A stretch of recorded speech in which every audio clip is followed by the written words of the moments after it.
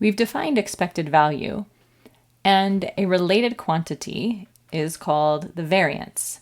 It's going to help us capture the spread of a random variable. So in this video, we will define the variance and list and practice with some of its properties. All right, so where does this fit in on what we've been doing so far with random variables? We started by coming up with the definition for the distribution of a random variable. And we've talked about visualizing that or writing it as a table, or sometimes we're able to write it as a closed form function.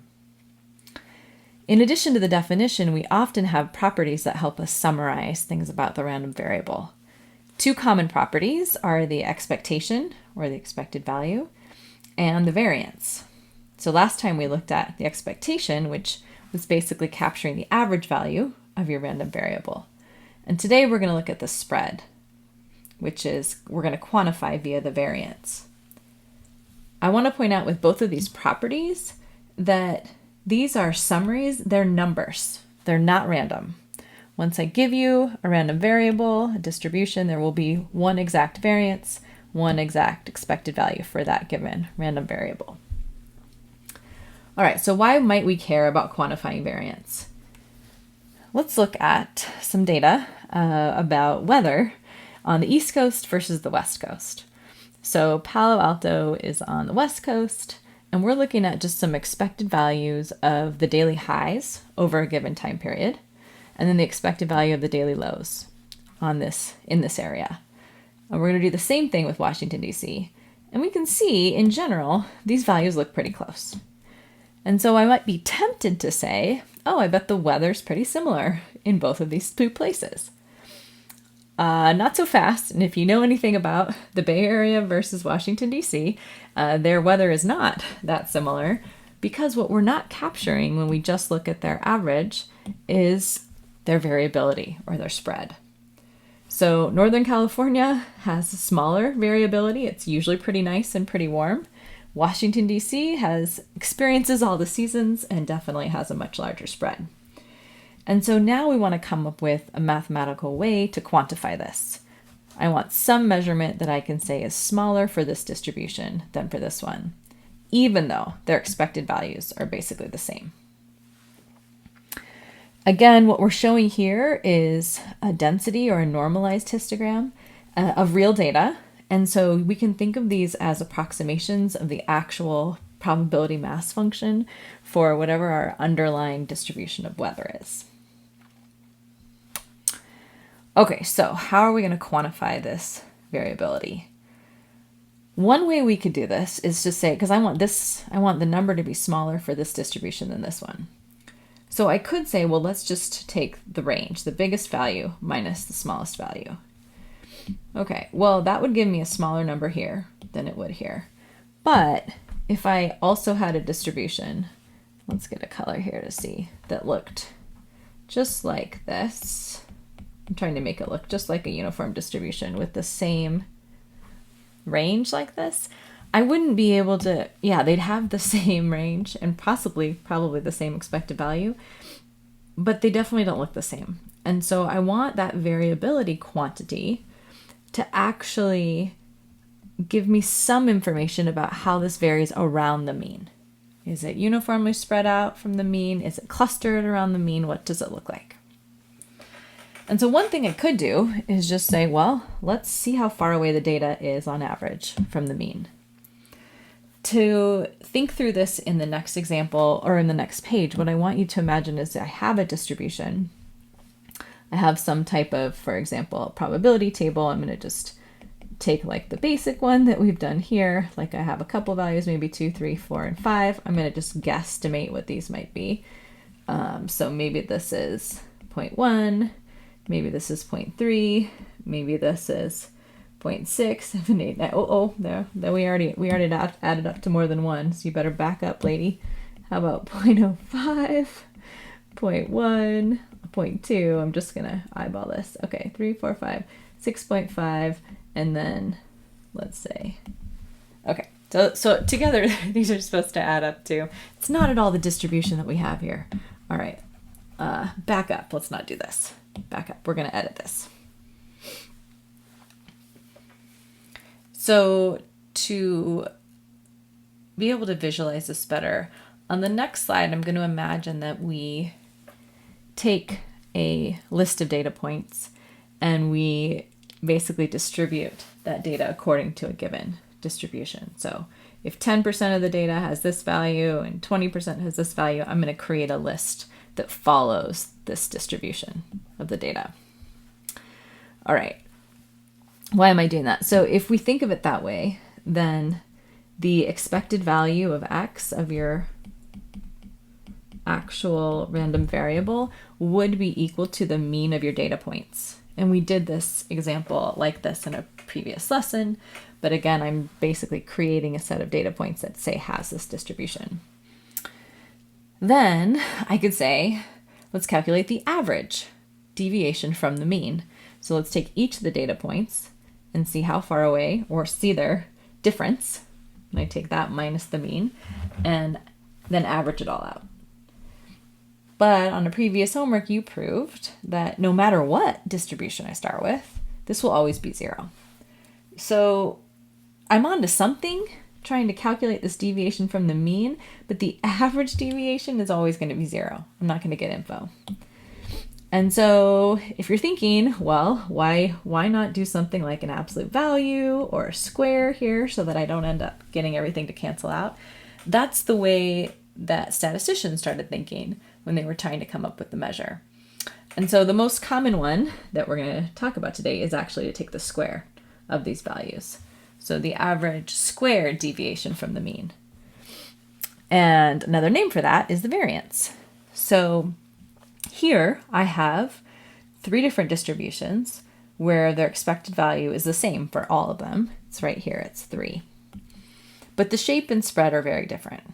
And so let's look at how this variance quantifies that difference.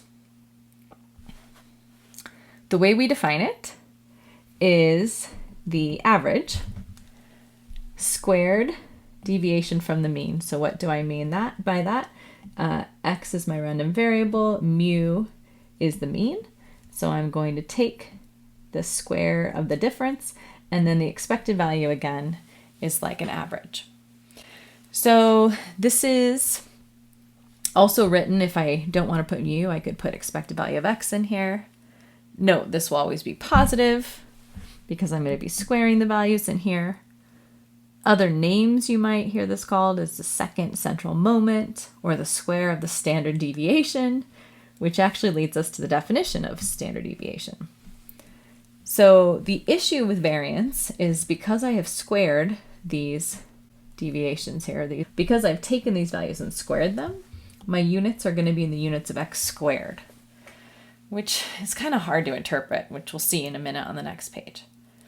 So the beauty of the standard deviation is it then puts it back into the units of x. So we just take the square root of the variance just to get back into our regular units.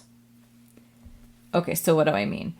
So if we're going to calculate the variance for the Palo Alto or the Stanford weather, Stanford is in Palo Alto. Here's my expected value, 68. And now for each other data points in my data here, I'm going to see what is the difference, 57 to 68, and then I'm going to square it. What's the difference? Square it, difference, square it. And then I'm adding those all up and taking their average. So take this, add it all up, take the average. In this case, I'm going to get 39 degrees Fahrenheit squared, okay, which doesn't really feel like something I can interpret, but here I have 6.2 when I take the square root. And then I can come and look where that is on this plot. So this is 65, this is 70, so I'm going to basically go plus or minus 6 from here is 1 standard deviation. Let's go roughly like that. Okay. And we're going to talk a minute about what we know about what's within 1 or more standard deviations, but I can at least see it's small-ish. It's only 6 degrees. I'm going to contrast that with what happens with Washington, D.C. My variance is 248, and so when I take the square root of that, I'm getting 15 degrees.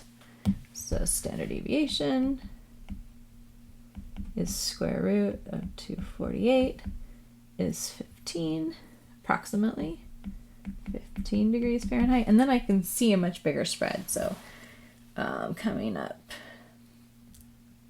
more like that for 1 standard deviation. And that's also helping me understand, yeah, this data is spread out more in this distribution. Okay, so why does this help us? Well, it turns out that no matter what your shape of your distribution is, we can actually quantify the proportion of values that are going to be within 2 standard deviations or within 3 standard deviations. What do I mean? So on the next page, I'm going to quantify this more. If you take your mean plus or minus 2 standard deviations, you can be guaranteed, no matter what your distribution looks like, that at least 75% of your data, or your probability in this case, is within that region.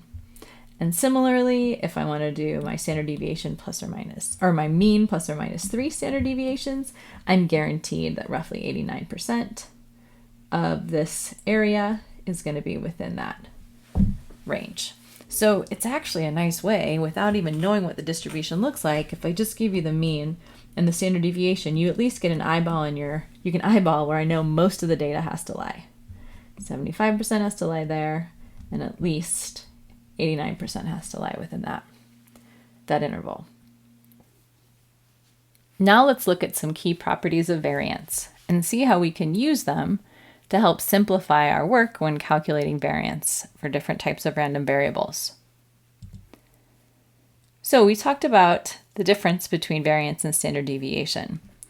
The key 3 properties that we'll be looking at in this lesson are listed here as property 1, property 2, and property 3. And the key takeaway from the first property is that this is usually an easier way to calculate variance when you're doing it by hand. The key property, or the key takeaway from property 2, is that variance is not linear, which is different than what happened with expectation. And the third property is that we can, if we want the variance of a sum, it will be the sum of the variances as long as your random variables are independent. So let's go through each of these properties in detail. Here's the first one, and here's the derivation of it. You basically just FOIL out this term here, and we're going to get some cancellation. What's nice about this is it's often easier when you're doing calculations by hand to calculate the expected value of the quantity x squared. And then you can just subtract off. If you notice, this is just the mean, right? So that's just your expected value of x. So then you can just subtract off the mean squared, which we'll see in the next video. I'm going to do some examples, and this will frequently be the way that we actually use to calculate the variance when we have to do it by hand. The second property is what happens when I take the variance of a random variable that's been scaled and shifted. And it turns out that variance is nonlinear. I'm going to show this to you visually first, and then we'll go through the actual derivation on the next slide. So to get some intuition, I want you to imagine we have a random variable, and then I scale it by -3, and then I shift it by 2. Let's see what's going to happen to the graph of this random variable. So it's this distribution we've been playing around with. So suppose this is what it looks like. And here's our initial standard deviation for this distribution. I've just represented it in green here. Now, when I multiply this distribution by -3, first of all, you can see how that affects these values here, and that actually in turn will make the standard deviation 3 times as big. But notice if I add 2 to this distribution now, it's just going to shift. So this axis right now, this just gets shifted by 2. It's not actually changing the spread. And so that's what's captured in this piece here, that when I want the standard deviation of my random variable scaled by some scalar a and then shifted, the shift will not affect the standard deviation, but the scale will, and in particular, we'll be multiplying it by the magnitude of that scalar. Now this comes directly from up here. So on the next slide, we're actually going to prove mathematically where this comes from. We're actually going back to the linearity that we showed of expected value. So we showed in previous videos that expected value is linear. If you have the expected value of a scalar times x, it is that scalar times the expected value of x. And the expected value of a constant is just that constant. So in order to compute the variance of ax plus b, again, we're thinking of what variance is measuring. A shift by b units is not affecting the spread. That's what we saw on the previous page. Thus, these two variances are going to be equal. Now, the multiplication by a does affect the spread, and so let's actually do that. I'm going to use property 1, right? This is the shortcut way of calculating variance, so you can see how it's handy already. So I have the expected value of ax, quantity ax squared, minus, and then I need the mean of this, quantity squared. So this expected value of ax is actually just a mean of that a times x random variable. When we simplify at the end of the day, you see where that a squared comes from, right? Because each of these terms have an a squared, we can pull it out, and that's where it's sitting. So that's why, at the end of the day, I get an a squared here, and I get an absolute value. Because the square root of a quantity squared, we've defined this mathematically to always be a positive value, so the square root of this, any quantity squared, is actually just the absolute value of that quantity. So that's just a proof of what we saw visually. And then we'll look at one last property. In particular, if I want the variance of a sum, for the most part, it will be the sum of the variances. This is always true as long as x and y are independent. If x and y are dependent, then we actually are going to need to add in an additional quantity here, which is 2 times what's called the covariance. We will be defining and covering the covariance in a future video when we cover joint distributions. But for now, just know that that will affect your variance of your sum term if your x and y are dependent. Where does that come from? Again, here's the math behind all of this. And we're just expanding these quantities out here and using some properties that we've shown you, linearity of expectation. And at the end of the day, you can see there's the sum of the variances plus 2 times this whole quantity. And we're going to see that this whole quantity here is actually the definition of what's called covariance. So let's apply these properties in an example. Suppose I'm going to tell you that you're going to play a game where you will win cash based on the number of heads you get in a series of 20 coin flips. So if I define a random variable where that random variable is 1 if my coin is heads, 0 otherwise, so I'm going to have random variables up to 20, right? X sub 1, X sub 2, X sub 3. I'm interested in which payout strategy you would want. So here are the options. Y's here are your actual payout amounts. So in case A, if you flip a heads for the first and a heads for the second out of your 20 coin flips, I'm going to give you $20. I give you 10 times 1 plus 10 times 1.